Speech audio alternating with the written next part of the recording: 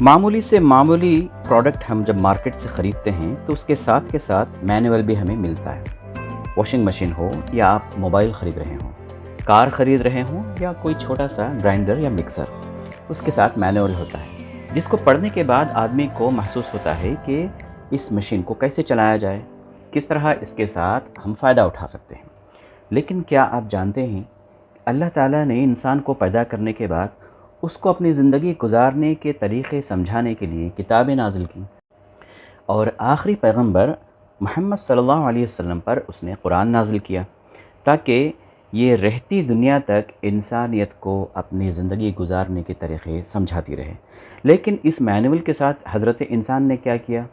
بہت خوبصورت کپڑے میں اس کو سجا کر طاقوں میں رکھ دیا ہے۔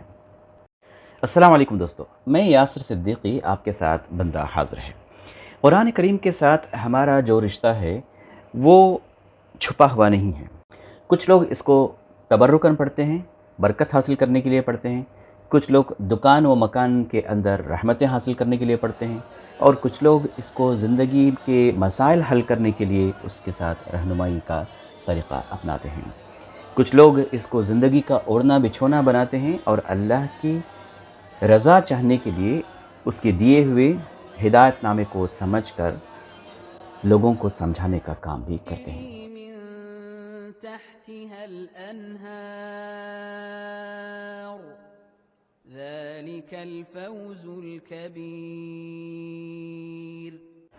حال ہی میں جماعت اسلامی ہند نے رجوع الی القرآن کے تعلق سے ایک مہم چھیڑ رکھی تھی، اور اس کے ختم ہوتے ہوتے ڈاکٹر حسن رضا صاحب لکھتے ہیں کہ مجھے یقین ہے کہ قرآن فہمی کے سلسلے میں معاشرے میں جو مجرمانہ غفلت ہے، اس کے اصل سبب کا تجربہ بھی میدان عمل میں احباب کو ہوا ہوگا، کیونکہ اس کے اصل مرض کو سمجھے بغیر ہم اس کا علاج نہیں کر سکتے۔ ہم یہ جانتے ہیں کہ مسلمانوں کے اندر قرآن کی عظمت اور اس کی رحمت ہونے کا کوئی شبہ نہیں پایا جاتا۔ یہ آخری کتاب ہے جو حضرت محمد صلی اللہ علیہ وسلم پر نازل کی گئی اللہ کی طرف سے رہتی دنیا تک انسانوں کی ہدایت کے لیے ہے، اس پر بھی ہمارا یقین پایا جاتا ہے۔ لیکن یہ انسانی زندگی میں رہنمائی کا کام کر سکتی ہے، اس کے مسائل کو حل کر سکتی ہے، اس میں کوتاہی پائی جاتی ہے۔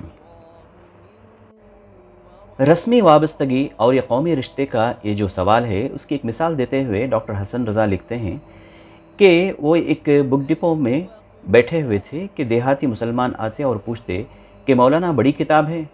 کبھی دکاندار سے دریافت کرتے مولانا صاحب میٹھی کتاب ہے؟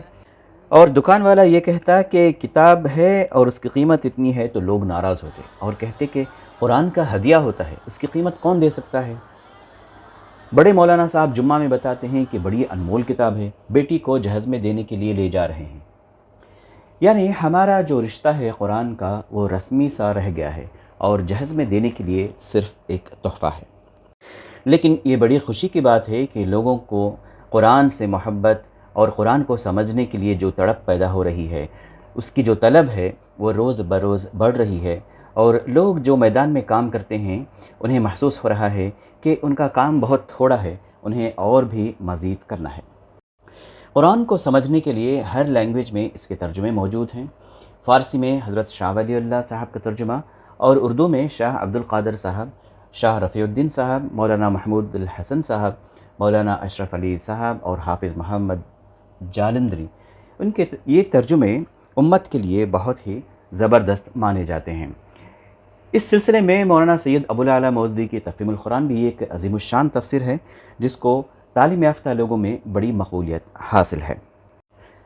ترجمانی و تفہیم کے متعلق مولانا سید مودودی لکھتے ہیں کہ لفظی ترجمے کا اصل فائدہ یہ ہے کہ آدمی کو قرآن کے ہر لفظ کا مطلب معلوم ہو جاتا ہے، اور وہ ہر آیت کے نیچے اس کا ترجمہ پڑھ کر جان لیتا ہے کہ اس آیت میں یہ کچھ فرمایا گیا ہے۔ فائدے کے ساتھ اس طریقے میں کئی پہلو نقص کے بھی ہیں، جن کی وجہ سے ایک غیر عربی دان ناظر قرآن مجید سے اچھی طرح استفادہ نہیں کر سکتا۔ پہلی چیز جو ایک لفظی ترجمے کو پڑھتے وقت محسوس ہوتی ہے وہ روانی عبارت، زور بیان، بلاغت زبان اور تاثیر کلام کا فقدان ہے۔ قرآن کی سطروں کے نیچے آدمی کو ایک ایسی بے جان عبارت ملتی ہے جسے پڑھ کر نہ اس کے رونگٹے کھڑے ہوتے ہیں، نہ اس کی آنکھوں سے آنسو جاری ہوتے ہیں، نہ اس کے جذبات میں کوئی طوفان برپا ہوتا ہے، نہ اسے یہ محسوس ہوتا ہے کہ کوئی چیز عقل و فکر کو تسخیر کرتی ہوئی قلب و جگر تک اترتی چلی جا رہی ہے۔ اس طرح کا تاثر کوئی رونما ہونا تو درکنار، ترجمے کو پڑھتے وقت کچھ وقت تو آدمی یہ سوچتا رہ جاتا ہے کہ واقعی یہی وہ کتاب ہے جس کی مثال لانے کے لیے دنیا بھر کو چیلنج دیا گیا تھا۔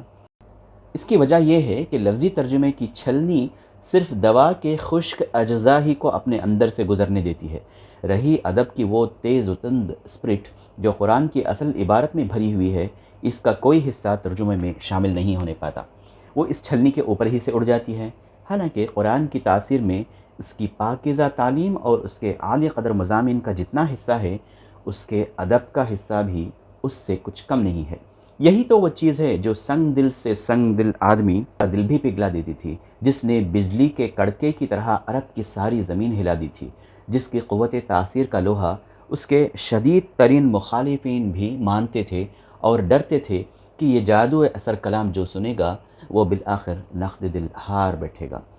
اور جو لوگ اسے مان کر بھلے کام کریں انہیں بڑے اجر کی وہ بشارت دیتا ہے۔ سورہ یونس میں اللہ نے فرمایا یا ایھا الناس قد جاءتکم موعظۃ من ربکم وشفاء لما فی الصدور وہدی ورحمۃ للمؤمنین قل بفضل اللہ وبرحمتہ فبذلک فلیفرحوا وخیر مما یجمعون۔ لوگو تمہارے پاس تمہارے رب کی طرف سے نصیحت آ گئی ہے، یہ وہ چیز ہے جو دلوں کے امراض کی شفا ہے، اور جو اسے قبول کر لے ان کے لیے ہدایت، رہنمائی اور رحمت ہے۔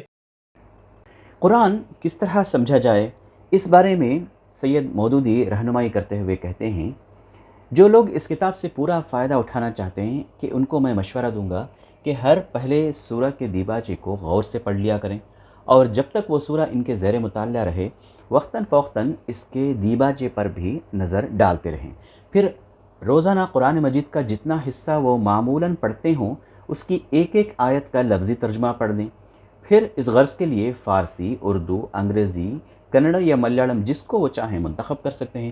اس کے بعد تفہیم القرآن کی ترجمانی کو حواشی کی طرف توجہ کیے بغیر مسلسل ایک عبارت کے طور پر پڑھیں، تاکہ قرآن کے اس حصے کا پورا مضمون ایک وقت ان کے سامنے آ جائے۔ پھر ایک ایک آیت کو تفصیل کے ساتھ سمجھنے کے لیے حواشی کا مطالعہ کریں۔ اس طرح پڑھنے سے ہمیں توقع ہے کہ ایک عام ناظر کو قرآن مجید کی عالمانہ واقفیت نہ صحیح عامیانہ واقفیت انشاءاللہ بخوبی حاصل ہو جائے گی۔ اور اس طرح ہمیں امید ہے کہ قرآن کو سمجھنے اور سمجھانے کے لیے پھر اس پر عمل کرنے کے لیے مختلف راہیں آسان ہو سکتی ہیں۔ آپ کا کیا خیال ہے دوستو؟ آج کا ایپیسوڈ آپ کو کیسے لگا ہمیں کمنٹ باکس میں بتائیں۔ اگلے ایپیسوڈ تک کے لیے مجھے یاسر صدیقی کو اجازت دیجیے۔ اپنا خیال رکھیے۔ اللہ حافظ۔